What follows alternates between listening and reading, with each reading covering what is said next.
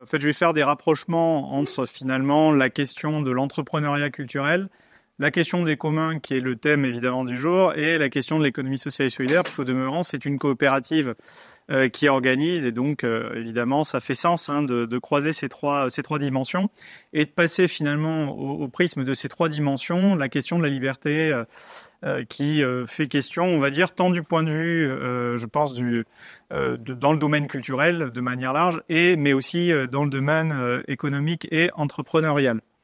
Démarrer là-dessus, peut-être un premier constat, c'est de se demander, au fond, enfin moi j'ai en tête plusieurs rapports en fait sur le sujet de l'entrepreneuriat culturel où on voit que les deux mots ensemble ne vont pas forcément, ne sont pas forcément une évidence. Ça évolue depuis quelques années, mais ça reste, on va dire, quelque chose. Ça peut apparaître comme une forme d'oxymore finalement, c'est-à-dire de termes qui pourraient être contradictoires en tout cas, puisque avec tout un tas de questions derrière, c'est-à-dire la culture qui est souvent associée à une forme de vocation. Alors ça dépend des domaines d'activité dans la culture, mais pour une part, ça peut être associé à des vocations.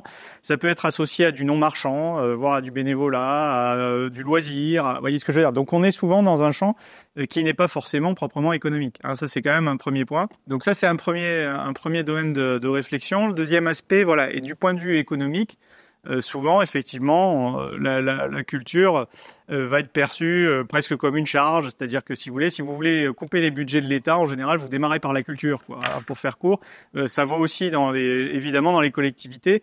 Ça va être tout à fait d'actualité au demeurant. Donc voilà. Donc il faut avoir ces éléments-là en tête. Donc ce sont deux mondes a priori qui se connaissent, qui peuvent s'ignorer de manière relative, mais qui quand même sont en train de se rapprocher. Donc ça c'est un premier niveau. Donc ils sont en train de se rapprocher. Alors qu'ils sont en train de se rapprocher, mais peut-être avec des questions, c'est-à-dire aussi de savoir autour de quelle valeur, au sens pluriel du terme, c'est-à-dire pas seulement de la création de richesse, souvent on parle de valeur pour parler de création de richesse, au sens monétaire, économique, strictement économique du terme, mais finalement on peut se questionner sur la question des valeurs, c'est-à-dire au fond, dans la culture, par rapport à ce que j'évoquais tout à l'heure et à la représentation qu'on peut en avoir, se pose la question, au fond, de savoir, on rentre dans le champ économique. De toute façon, il n'y a pas vraiment le choix, puisque les forces publiques, on va dire, soutiennent de moins en moins. En réalité, ça vaut pour la culture comme pour d'autres domaines. Et donc, forcément, il faut hybrider les modèles, repenser les modèles, faire autrement d'une certaine façon.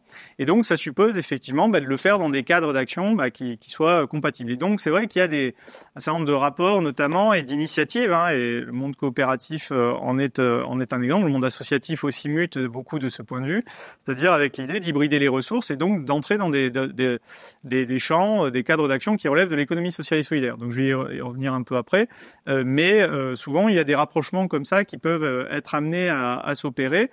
Et c'est d'autant plus vrai qu'on en discutait avec Myriam tout à l'heure, à la sortie, ça relève souvent d'un impensé, c'est-à-dire même dans les formations, on va dire, dans le domaine de la culture, très souvent, il n'y a pas forcément cette question économique qui n'est pas forcément pensée en tant que telle. Alors maintenant, on met des modules souvent d'introduction ou de choses comme ça aux questions entrepreneuriales et économiques, mais enfin, ça reste assez light, on va dire. Et c'est vrai qu'on est rarement formé au domaine entrepreneurial et économique, et a fortiori à ces formes collectives qui sont celles de l'économie sociale et solidaire. Voilà. Bon, il y a une forme d'impensé, une forme d'angle mort de ce point de vue.